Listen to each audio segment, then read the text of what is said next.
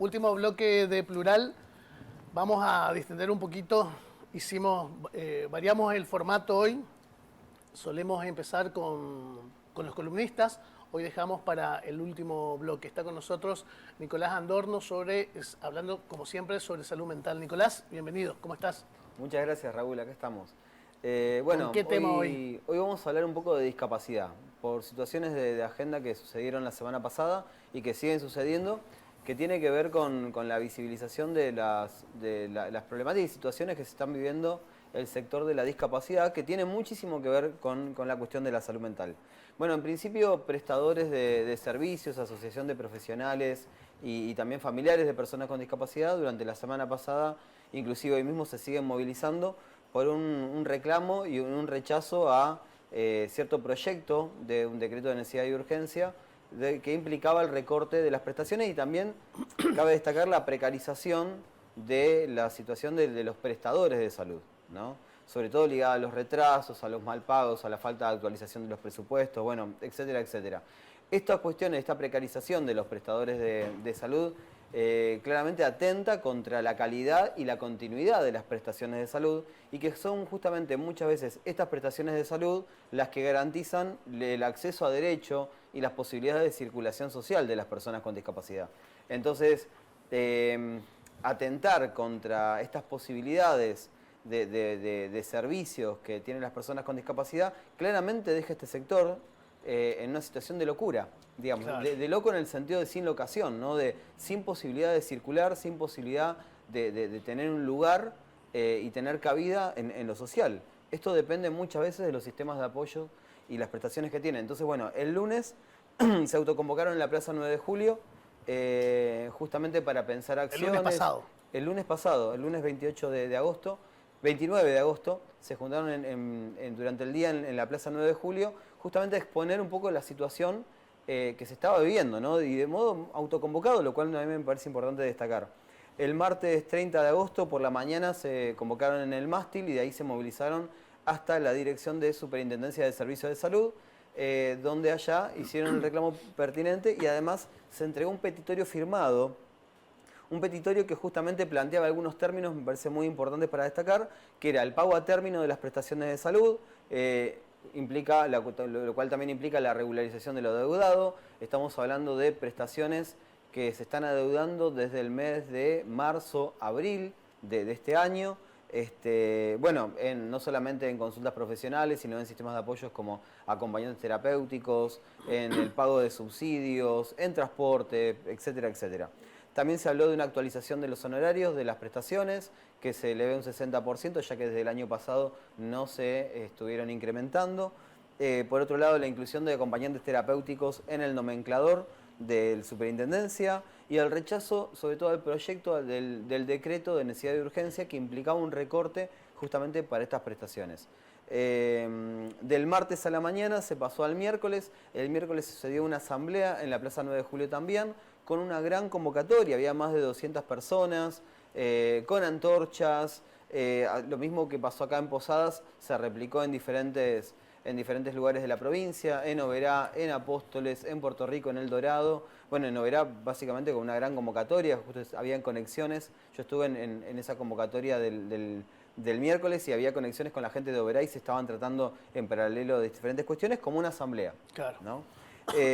Bueno, en esta asamblea se acuerdan medidas, entre ellas suspender las prestaciones de salud hasta hoy y también el hecho de plantear jornadas de actividades para el jueves, al día siguiente.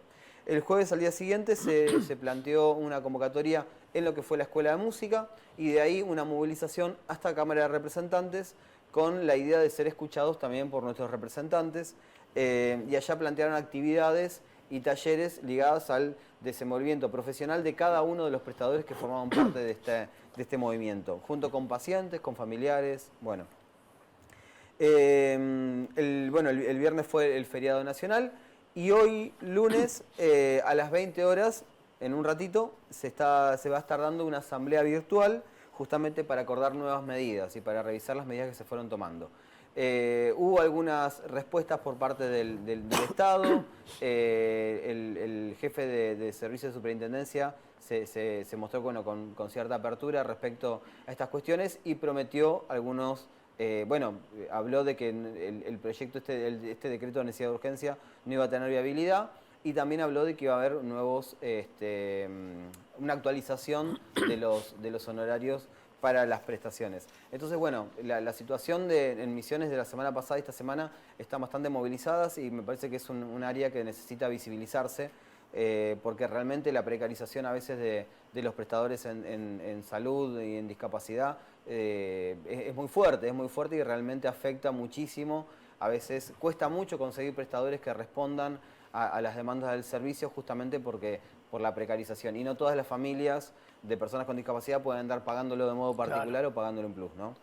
Bueno, asimismo me interesaría plantear algunas cuestiones de base, algunos conceptos fundamentales para pensar la discapacidad también. Me parece que viene bien no solamente la cuestión informativa de la crónica, sino también algunos fundamentos teóricos que nos ayuden a replantearnos de qué hablamos cuando hablamos de discapacidad, ¿no? Bueno, para ello es importante diferenciarla en principio de lo que es la deficiencia. Una cosa es la deficiencia, otra cosa es la discapacidad y otra cosa es la minusvalía. La deficiencia tiene que ver un poco con la falta o la falla de algún órgano o función. ¿Qué quiere decir? Que me falta una pierna o la tengo pero no la puedo hacer funcionar, me falla. En mi caso podemos decir que tengo una deficiencia visual porque tengo astigmatismo, entonces tengo una deficiencia visual. Estas deficiencias pueden ser físicas, tanto físicas como mentales o sociales. Esto es importante destacar porque a veces lo más visible cuando se habla de deficiencias se remiten a las cuestiones físicas y orgánicas, cuando también hay deficiencias mentales que tienen que ver con fallas en la atención, en la comprensión, en el razonamiento, en la atención, déficits atencionales, fallas también en lo que tiene que ver con las orientaciones temporoespaciales, pero también hay deficiencias que pueden ser sociales. Y en esta me gustaría detenerme porque son las que menos se perciben, las que menos se visualizan.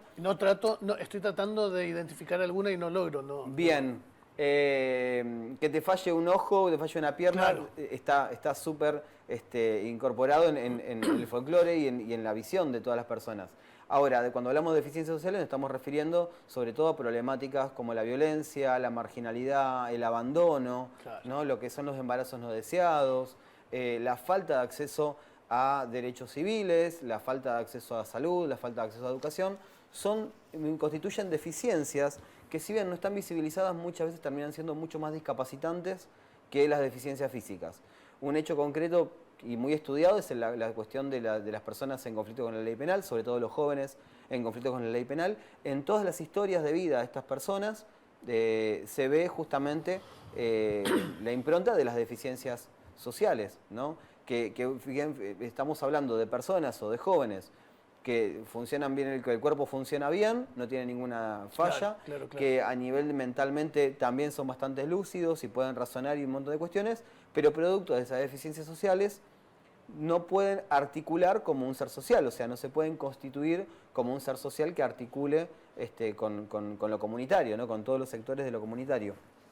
Entonces, bueno, por un lado las deficiencias, hablando de faltas o fallas, concretamente. Luego podemos pensar en el concepto de discapacidad, que es un concepto que en principio parecería derivarse de la cuestión de la deficiencia, ya que cuando hablamos de discapacidad nos estamos refiriendo a una situación donde existe una restricción o una limitación en la capacidad para realizar una tarea, ¿sí? Una limitación para realizar una tarea. Por eso cuando hablamos de la discapacidad hablamos de personas con discapacidad, no hablamos de discapacitados. Porque si uno lo pone a pensar lógicamente, no existe ninguna persona que por más deficiencias que tenga no pueda hacer nada, claro, ¿no? Cuando hablamos de un discapacitado, lógicamente nos estamos refiriendo a una persona que tiene una discapacidad del 100%, digamos, lo cual eso no existe en términos reales. Puede existir en términos administrativos, pero no en términos reales. Claro. Cuando hablamos entonces de una persona con discapacidad, nos referimos a una persona que no puede realizar algunas tareas o algunas acciones. Y uno naturalmente dice, bueno, tiene la discapacidad producto de que le falla o le falta algo, o sea, producto de la deficiencia. Pero acá me interesaría introducir un concepto muy interesante que es el concepto de sistemas de apoyos o apoyos que justamente tienen que ver con recursos, materiales o humanos que que hacen que una deficiencia no se transforme necesariamente en una discapacidad. Claro. Lo voy a poner un ejemplo muy sencillo. yo puedo tener una deficiencia visual, en el sentido de mi astigmatismo no me permite, se me va de foco a lo lejos, podemos decir, lo cual esta deficiencia implicaría una discapacidad para conducir un vehículo de noche o para salir a la ruta en un vehículo a la noche. Durante el día puedo diferenciar bien los obstáculos posibles, pero de noche se me complica. Bien, entonces tengo una discapacidad, pero no. ¿Por qué? Porque tengo un sistema de apoyo que son los anteojos y yo poniéndome los anteojos, esos anteojos, ese sistema de apoyo hace que mi deficiencia no se transforme en una discapacidad. Entonces muchas veces la discapacidad de las personas está más asignada por la falta de apoyos que por las deficiencias en sí. O sea que la cuestión de los apoyos, y acá volvemos a la cuestión de las prestaciones Claro, de salud y demás, tiene total relación, claro. son fundamentales para que la persona pueda de alguna manera realizar su vida. Bueno, y por último, cuando hablamos también de otro término importante que tiene mucho que ver con la deficiencia y la discapacidad, es la minusvalía, ¿no? La minusvalía etimológicamente implica vale menos, significa esto, vale menos. Es un acto de subestimación absoluta de una persona que tiene una deficiencia o que tiene una discapacidad. La minusvalía implica una apreciación individual y social también de que la persona, porque tiene una discapacidad, no va a poder llegar a ningún lado. ¿Dónde se aplica el término? El término se aplica sobre todo en la idiosincrasia de la gente. Claro. Cuando ve una persona en silla de ruedas dice, Minusválido. pobre que está en la silla de ruedas, pobrecito el discapacitado. Y acá claramente no estamos utilizando la definición de discapacidad, estamos utilizando la noción de minusvalía. Claro. Cuando le atribuimos que esa persona no va a llegar muy lejos, hay un montón de cosas que no va a poder hacer porque tiene esa discapacidad. Se lo subestima en el sentido de que se desprecia sus capacidades y se lo discapacita aún más, porque la propia persona muchas veces la propia persona con discapacidad termina aprendiendo ese mensaje. estando atravesado exactamente por estas nociones de la minusvalía. Bueno, hablando de sistemas de apoyos, es importante por ahí destacar los paradigmas, ¿no? Hay paradigmas ligados al apoyo, también hay paradigmas ligados al déficit. El paradigma de los apoyos justamente es un paradigma que se diferencia del paradigma del déficit, porque el paradigma del déficit está centrado sobre la falla, la deficiencia. Claro. Lo que le falta, lo que falla, lo que no puede hacer, lo que carece. Entonces, cuando hablamos de los paradigmas del déficit, justamente este paradigma, esto de estar enfocados en la falla, genera prácticas que con las mejores intenciones terminan estigmatizando mucho más a la persona y concibiéndola solamente de su aspecto más deficitario.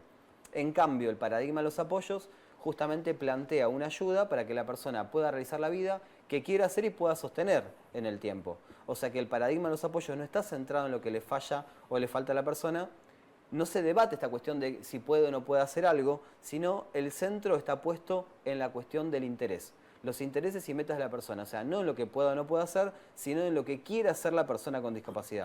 Entonces, de esa manera, además de estar centrado en los intereses, esto permite un incremento de su independencia, su productividad, su circulación social y su bienestar subjetivo, y permite, por supuesto, el acceso a espacios, bienes, informaciones comunes. Nicolás, muchísimas gracias. Gracias a vos. Breve, antes de despedirnos, la editorial nuestra hoy, que toma posición sobre la situación y el atentado a la vicepresidenta, ya está subida a nuestro portal, a misionesplural.net. Está el video y está el texto. Nosotros nos volvemos a encontrar el próximo lunes. Muchas gracias.